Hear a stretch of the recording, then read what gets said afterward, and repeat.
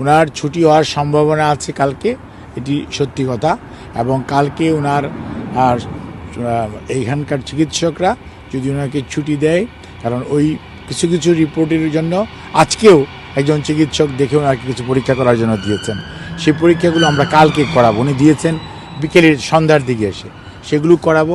করে যদি সব ঠিক থাকে তাহলে হয়তো কালকে ওনার সন্ধ্যার দিকে ইভিনিংয়ে আওয়ারে ছুটি হওয়ার সম্ভাবনা আছে। উনি সার্বক্ষণিকভাবে প্রফেসর প্যাট্রিক কেনেডি এবং জেনিফার ক্রস ওনাদের সার্বিক তত্ত্বাবধানে উনি চিকিৎসা অধীন থাকবেন এবং মেডিকেল বোর্ড যেটি ওনার চিকিৎসকরা আছে ওনাদের তত্ত্বাবধানে থাকবেন। তবে এখানে মেইনলি প্রফেসর প্যাট্রিক কেনেডি এবং জেনিফার ক্রস ওনাদের অধীনেই উনি চিকিৎসাধীন থাকবেন এবং এখানে যে ইউকের যে নিয়ম সেই নিয়ম মেনেই ওনার চিকিৎসা চলবে।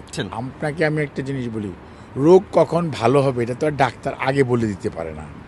আবার আদৌ রোগ কতটুকু ইমপ্রুভ করবে সেটা আগে প্রেডিক্ট করা যায় না, আপনাকে বুঝতে হবে। এটি মেডিকেল সায়েন্সে এরকম কোনো আগেই বলে দেওয়া যেত তাহলে তো ভালোই হতো। কিন্তু আমি তো আপনাকে বলেছি, কিছুটা আমি বলেছি যে আপনাদেরকে আমি বলেছি যে ইনশাআল্লাহ আপনার যদি এভাবে অব্যাহত রাখে, আমরা ওনার মানুষের দোয়া আল্লাহর অশেষ রহমতে আমরা ওনাকে দ্রুতই হয়তো দেশে ফেরত নিয়ে চলে যেতে পারি। আমরা কি সেটা ফেব্রুয়ারির প্রথম সপ্তাহ দিকে বলতে পারি? এটি নিয়ে আমি কোনো মন্তব্য করতে চাই না।